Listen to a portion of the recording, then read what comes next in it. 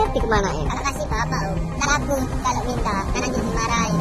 Apa yang kamu takutin? Itu ada seperti itu pak. Kalau misal ada apa-apa gimana Pak? Tetap saya awasin dari kejauhan, saya lihat, saya pantau. Yang nyuruh kamu suruh cari barang-barang siapa? Kok si adek kayak gini Pak? Ya terserah anak-anak saya. Itu adalah pelanggaran dan itu bisa terkena sanksi pidana.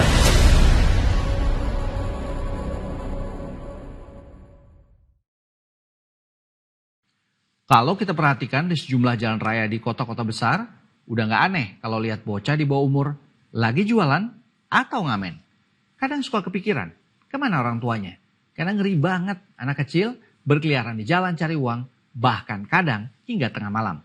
Selain berisiko karena bahaya bisa saja mengancam, belum lagi perkembangan mental anak juga bisa terganggu.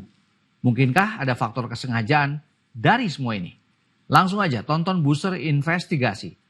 Ortu Raja Tega, anak jadi mesin uang. Bermain, bergembira bersama. Anak-anak ini bermain lepas dengan teman sebayanya. Kegembiraan yang pastinya tidak tergantikan oleh apapun.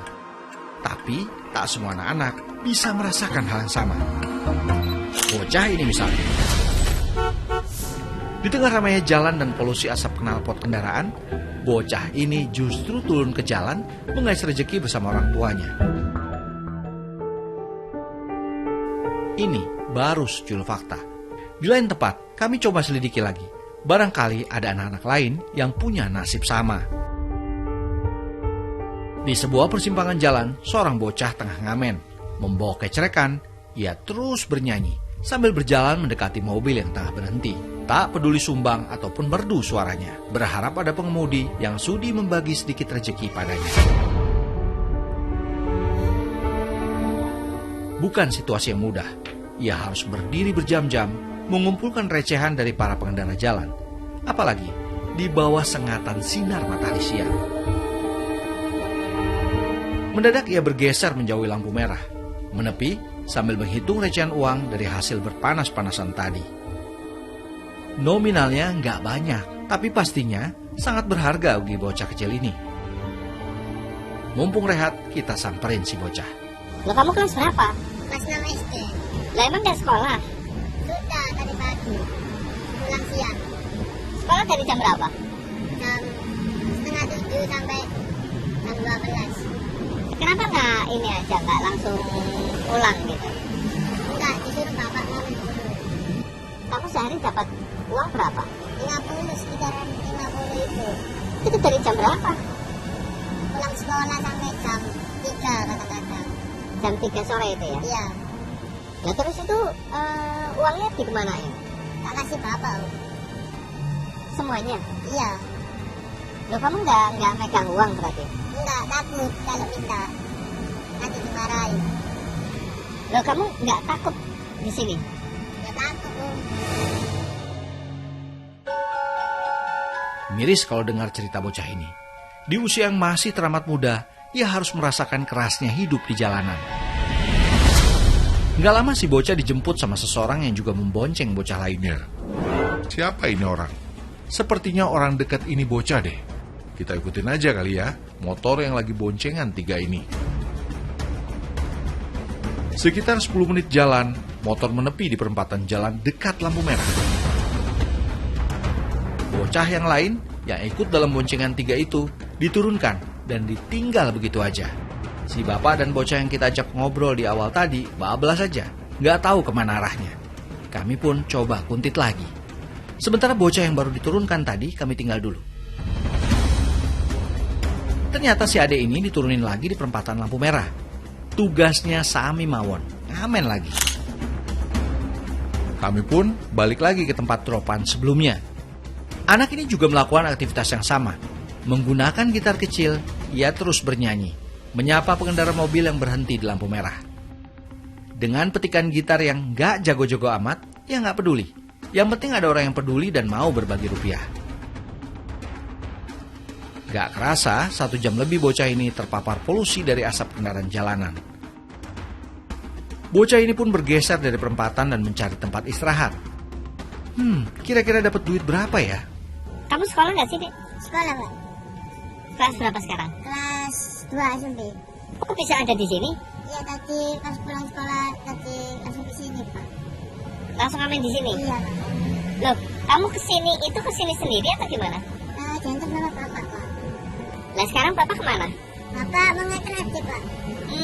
Lah emang kamu berarti sini sendirian? Iya, sendiri, Pak. Ditinggal gitu? Iya, ditinggal, Pak. Lo nggak takut, ah? Itu ada seperti itu, Pak. Nah, terus itu uang itu dikemanain tuh? Ke Bapak, Pak. Semuanya? Iya. Kok semuanya sih?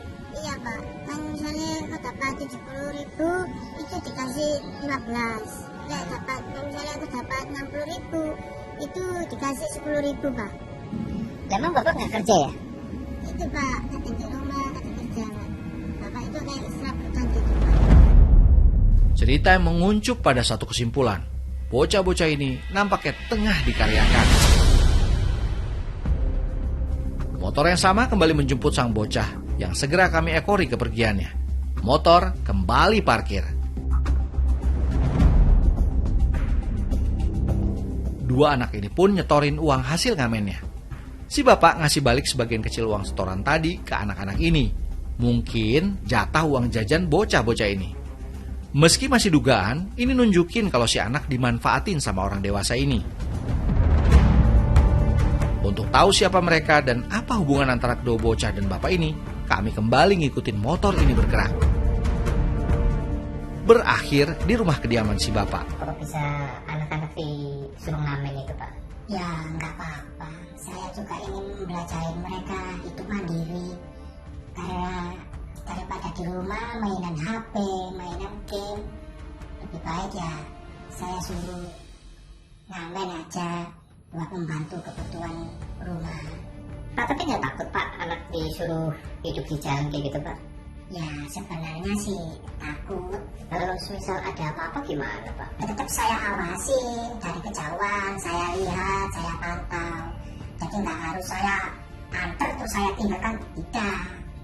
Itu dari kapan, Pak, anak-anak ngamen itu, Pak? Kalau anak-anak ngamen itu kurang lebihnya ya sekitar 9 bulanan lah, Mas. Sejak saya di PHK.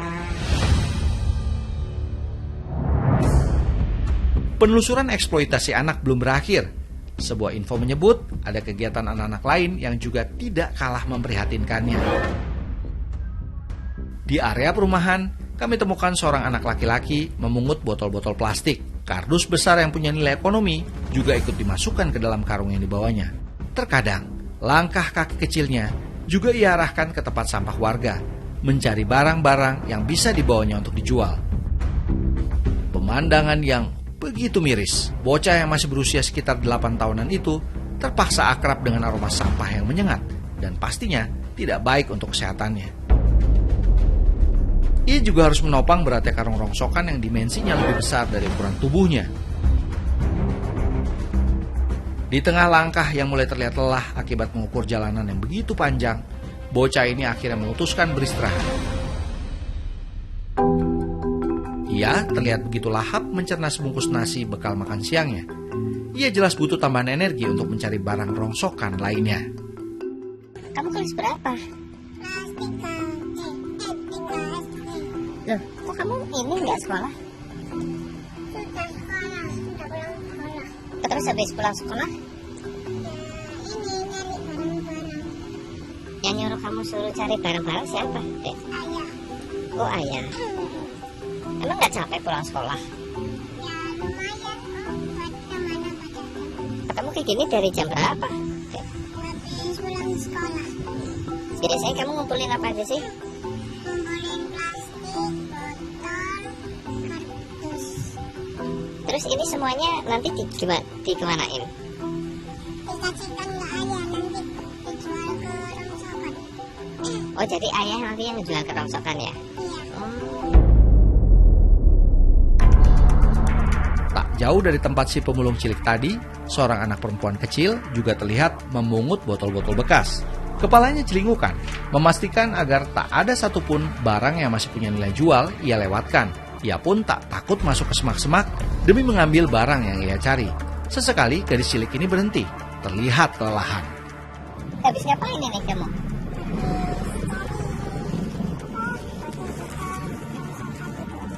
Lah kamu ini nggak capek?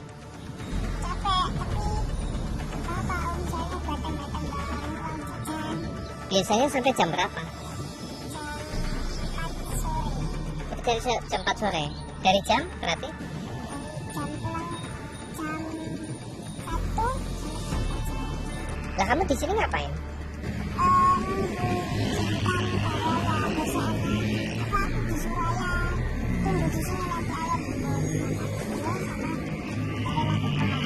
Lagi ngobrol sama gadis cilik ini, mendadak bocah pemulung yang tadi sempat kita jumpai menghampiri.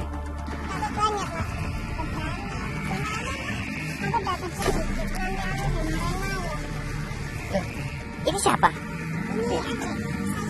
Rupanya mereka saudara kandung, kakak beradik. Di tempat inilah mereka biasanya nunggu dijemput sambil menyatukan barang bekas yang mereka dapatkan ke satu karung yang sama. Tiba-tiba orang tuanya datang dan menegur kami dengan nada yang agak keras.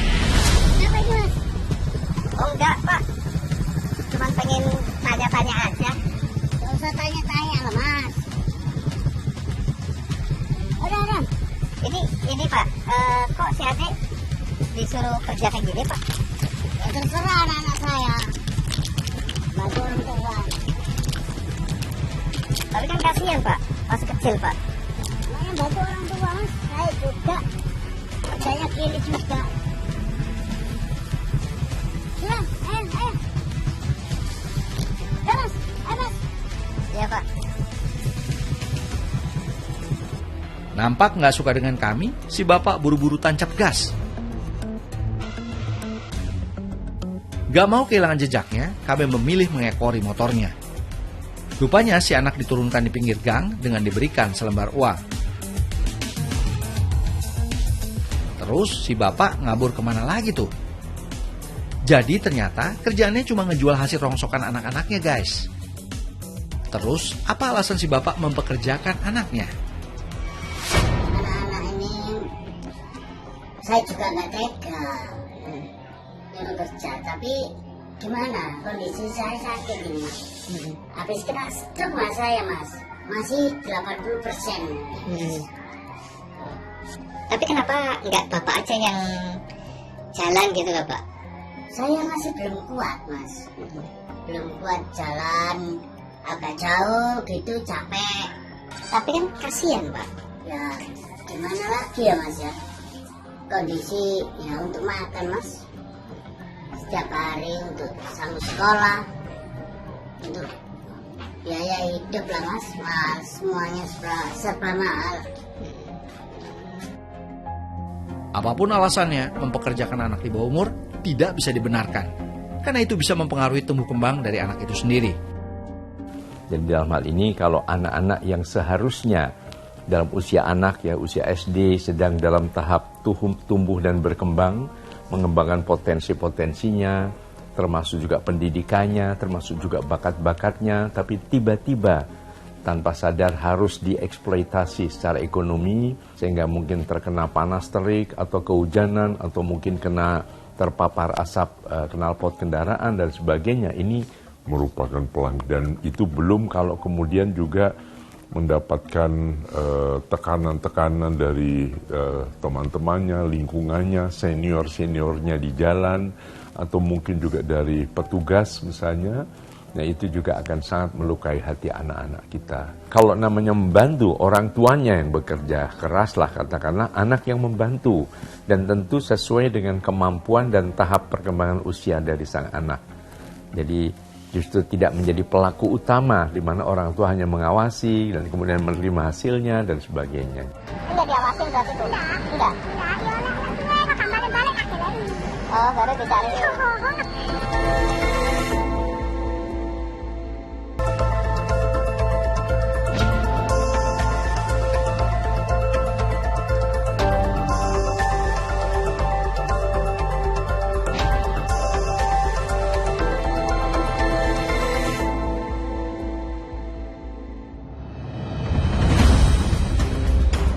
Anak-anak yang dipekerjakan dianggap mampu memberikan kontribusi keuntungan lebih besar ketimbang orang dewasa kalau dikaitkan dengan faktor belas kasihan di mana anak-anak ikut terlibat dalam mencari uang.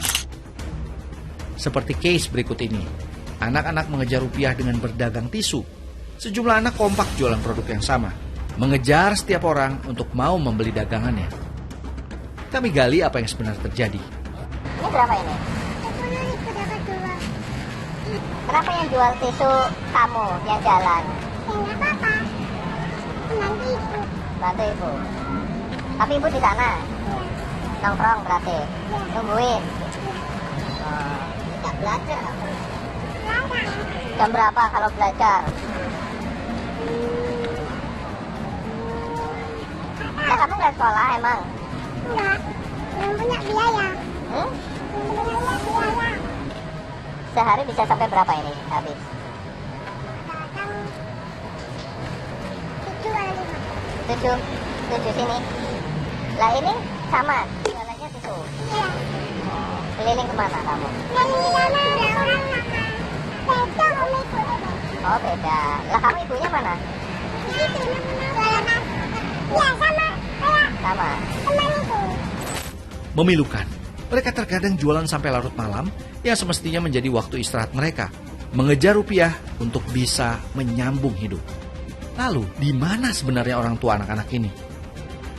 Ternyata mereka justru asik nongkrong, rumpi bareng ibu-ibu yang lainnya sambil pantau anaknya dari kejauhan. Belas, nggak ada kerjaannya sama sekali. Cuma ngandalin si anak. Kelas berapa itu bu? Anak bu? Kelas 3? Oh hebat loh bu. Ada berapa tadi anak bu? Berapa bu? 4. Ini yang nomor Oh iya. Yang ini, yang 3? Ini, jalan semua. Dari jam berapa bu biasanya bu? biasanya cuma jam 12 mas. Jam 12 apa? Awan? Awal. Oh, Mulai jam 8 sampai oh malam juga ya? Dan biasanya sampai berapa itu habis bu? Dari ya kadang 10 mas ada dulu. 10 apa? 10 biji. Oh 10 biji. Enggak diawasin berarti bu? Enggak. Enggak? Enggak, ya lah sudah kakak balik-balik tak kelain. Oh baru dicariin. Tapi untung-untungnya lo film nyambut kayak cewek kan yang jalur aku jajan. Nah, Ini ya tak nomor satu. Ini kan untuk lama ya Rai. Sebuah cerita kehidupan yang teramat dilematis yang seringkali dirasakan oleh anak-anak yang tumbuh di tengah keluarga dengan keterbatasan ekonomi. Eksploitasi terhadap anak, di mana si anak membantu perekonomian keluarga, memang menjadi hal klasik yang kerap terjadi di sekeliling kita. Tapi, hal ini bisa membawa dampak negatif bagi perkembangan anak ke depannya. Artinya semua tindak kekerasan atau eksploitasi, baik eksploitasi politik, eksploitasi ekonomi, eksploitasi seksual dan sebagainya, itu adalah pelanggaran. Dan itu bisa terkena sanksi pidana, sehingga mungkin tadi peran serta masyarakat untuk ikut mengontrol dan dengan dilibatkannya atau berpartisipasinya masyarakat semakin menekan jumlah anak-anak yang menjadi korban dari berbagai tindak kekerasan terhadap anak seperti ini. Anak-anak kan ibarat aneka warna bibit bunga yang sedang merekah kan. Nah pada saat nanti merekah dengan segala keelokannya itu hanya diperoleh kalau prosesnya adalah yang penuh dengan perlindungan, kemudian juga mungkin dirawat, dipupuk, disiram dengan penuh kasih sayang, maka akan merekah dengan segala keelokannya. Nah ini kalau suasananya penuh dengan tekanan, penuh dengan eksploitasi, kekerasan, sehingga membuat anak menjadi mungkin tidak percaya diri atau bahkan mungkin ada semacam perasaan marah, dendam dan sebagainya, itu juga akan mengurangi kualitas bagi manusia unggul di masa yang akan datang. Menanggapi fenomena ini, Dinas Sosial setempat punya kebijakan strategis. Untuk mengatasi ini kita tidak bisa sendiri ya. Jadi kita selalu berpartner antar dinas gitu. Kita mencoba memberikan pengertian kepada orang tua, terutama kalau sudah seperti itu mungkin nanti GP3A yang akan turun kan gitu.